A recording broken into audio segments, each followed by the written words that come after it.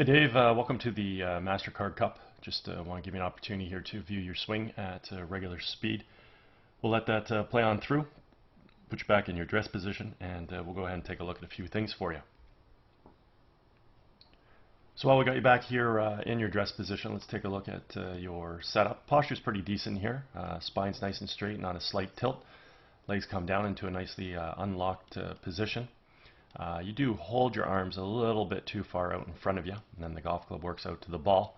So a little refinement in your setup would be good. Would just sort of maybe try and get your tail out and up, get your sternum out and forward.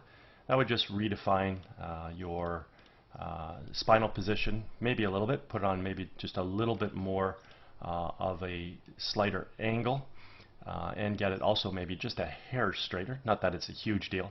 The more important thing is just getting your arms to hang down so your hands are a little bit closer to you, maybe increasing the angle relationship between your arms and the club would be ideal, which would obviously change your original address plane. So instead of your address plane getting situated at about, when we're going to see it on screen, at about, let's say, 46 degrees, we could change that address plane to something more around maybe 40 degrees or so. Okay.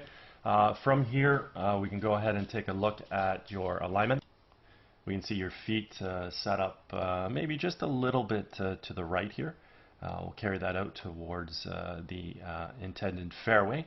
And theoretically, club face is supposed to run parallel to your feet. Parallel lines on camera would have an appearance to converge.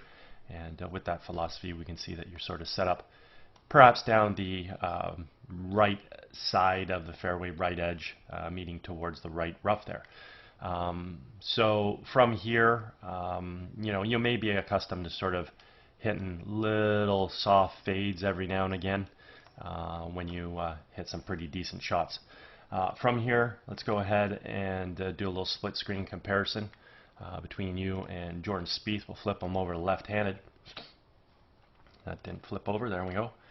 So from here, again, we can see very similar setups. His hands are just a little bit closer to his legs, as we mentioned, so soften your arms a little bit. And his spine's just a little bit straighter, but not a huge deal. We also see his feet are aiming in a more parallel square position to his intended target as well, and not so open. So as we take a look at the golf swing, we want to simply turn the shoulders, draw the arms and hands back as well as the club. Want to see the club coming back on plane directly along the red line. In the early stages of the golf swing, we also want to incorporate some good wrist hinge into play, where we're going to transition the club head from being below and in front of our hands to getting above and behind our hands. Okay, very important move in the golf swing. From here, working the club from red up towards the blue-yellow V zone. When we finally set the club at the top of the backswing, we either want to have the right arm and the club situated on the yellow line, anywhere in between the blue-yellow V zone, or physically up on blue. We also want to create full shoulder rotation. We want to do this about a very stable left leg, all the way while maintaining good posture and the spinal axis we achieved at address. Let's go ahead and watch you initiate your takeaway here. Do a good job drawing your hands and arms back. Actually, what I want to do is I'm going to put up your plane line that if we let your arms hang down, where that would have been.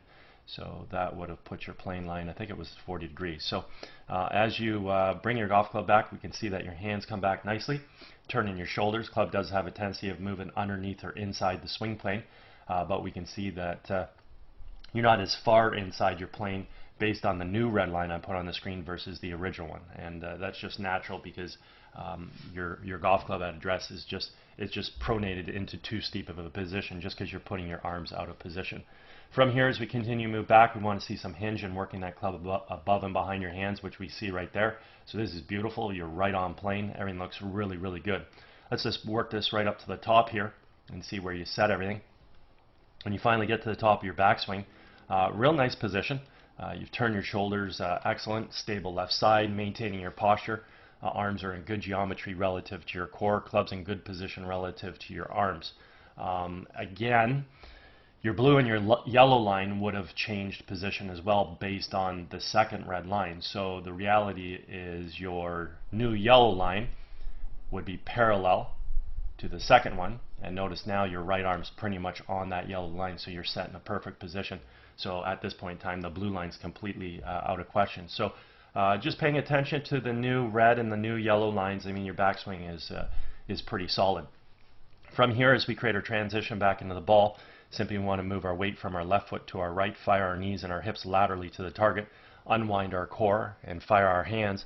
And in doing so, we want to make sure we're bringing the golf club from the blue-yellow V zone, wherever we set the club, back onto red, which is where the club originated. And that's exactly what we see here with Jordan Spieth. The golf club has returned back to being on plane. The other thing we want to observe at this stage of the golf swing is the relationship between the lead forearm and the golf club. I refer to this as the check mark position. It simply means the club head is remaining above and behind the hands coming into the hitting zone, which is going to allow us to create a lot of power in the golf swing, let alone also his ability to hit the ball straight due to the fact that the club has returned back to plane, as we already pointed out, which is a main criteria in producing straight golf shots. So let's watch you create your transition back into the ball here. It's actually backed it up. I was moving that a little too fast, and we also have Jordan moving there as well. So let's get you back to your set position. Let's back Jordan up a couple frames there, and let's watch your transition back in the ball here. So good dropping of your hands and arms. This looks really, really good. Hands move a little bit out in front of you right there. Oh, they move a lot now. So basically in this stage of the golf swing, we can take a look at the lead forearm and your golf club. We can see that you have your backwards check mark.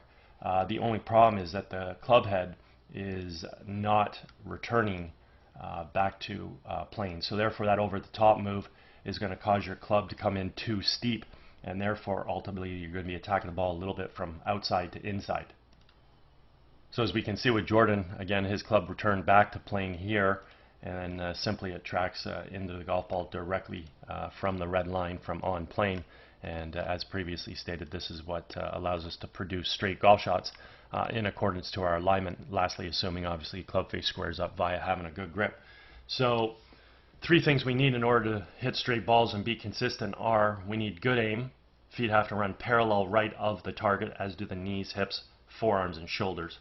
Club has to return back down on a plane in order to hit the ball straight based on that alignment, and then the club face has to square up. So if we go to your next frame here coming into the golf ball, we can see the club falling a little bit out in front there.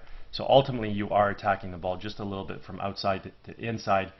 If we go ahead and just connect the dots, this will give you a good visual just as to exactly what your descending plane looked like. So again, we can see that your club is not returning back to being on plane. It's coming at the ball a little bit steep, therefore it's attacking the ball a little bit from out to in accordance with your right aim. So at this point in time, the last thing you have to do now is you got to leave that club face a bit open in order to sort of allow yourself to block that ball on line. And usually, probably, I'm going to hazard to guess that you hit sort of these slight block fades that will find the target. So with Jordan, what we see is his club just before he strikes the ball, very simply put, it's inside the ball, expands out to make contact, and then moves through in a nice natural subtle arc. Your club is a little bit too much directly behind the ball or slightly outside, then drops down and across to make contact, so we can see the path at which that's moving on.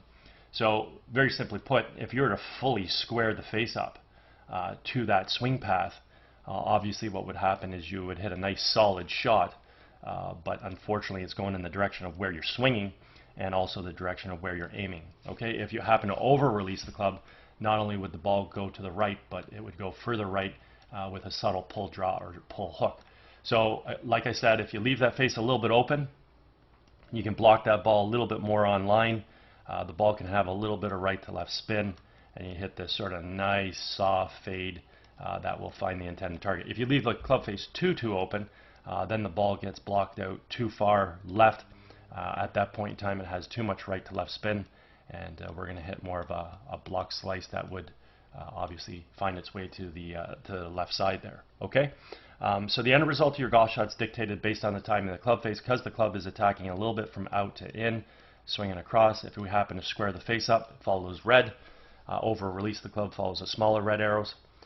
Leave it too open, follows blue. Time it perfectly, it'll fall somewhat in the yellow arrows here. The other thing we want to take a look at is your left heel at point of impact. You're somewhat off the ground, not as much as Jordan, let's see what you do with your footwork on the way through and see if you finish your golf swing or not. So yeah, eventually you get up onto your toe of your left foot there, so that's pretty good, getting you through to a pretty good finish. I mean, with Jordan, there's no hesitation, right? It's right up on that toe, off that heel, counting the spikes of that shoe. So don't be afraid to fully get up on that foot, you know, maybe a little bit sooner, but nonetheless, at least you do it. Overall, some really great athleticism here from you in your golf swing. Your hands work really, really well. Hands come back. Oh, that's not on replay here. There we go. Your hands come back, they fire through. Your core works well. You coil, you uncoil. You got good footwork allowing you to get through to a good finish. You have nice posture, nice balance. Just maybe, you know, like I said, try and get your hands to hang a little closer to your thighs. That might change a little bit of your starting position there. At that point in time, you're just coming in the ball a little bit from over the top out to in path, and that's going to require a precise club face position in order to sort of block fade this ball maybe back online based on the path and where you're aiming. So let's take a look at your club face here through the hitting zone and see what the club face did. So club face, so it looks like it remains a little bit open. Oh, maybe it actually is closing. So that's tough to tell right there. I mean, what we can see is we can see that the golf ball did take off pretty much right at the intended target. So it's starting left of where you're aimed. It's also starting left of where we're swinging based on the path. So like I said, that ball's going to get out in the air. It likely probably has a little bit of right to left spin from the club face being open, but it doesn't look like you left it too open where you're definitely not going to lose it too far left, and it doesn't look like the club face closed enough where you're ever going to lose that ball too far right. But like I said, that does require a lot of timing to produce that perfect shot that it appears that you have hit. But you will find the times when you do leave that club face somewhat too open or close it a little bit too much, you're going to have your left to right variances in your results. Okay? Anyways, if at any point in time you ever want to tweak any of these things with your golf swing, I'm over at Glen Abbey in Oakville. Be happy to structure a little program for you. Also, if you're involved with any golf tournaments at all, you guys are looking for a unique gift to provide your guests, feel free to reach out. Be happy to discuss my swing analysis services. Anyways, hope you had an amazing day, and I hope you enjoyed getting an opportunity to see your swing on video. Take care.